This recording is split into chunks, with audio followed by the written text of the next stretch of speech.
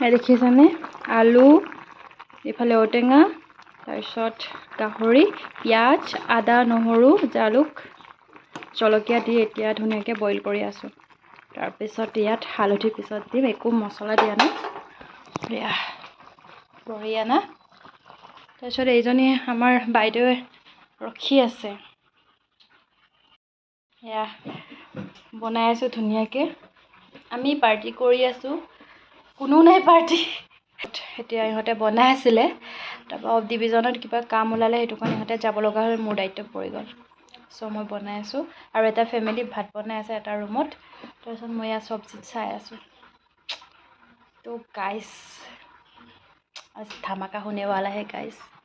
video আপোনালোকে চাই থাকিব এণ্ড থাক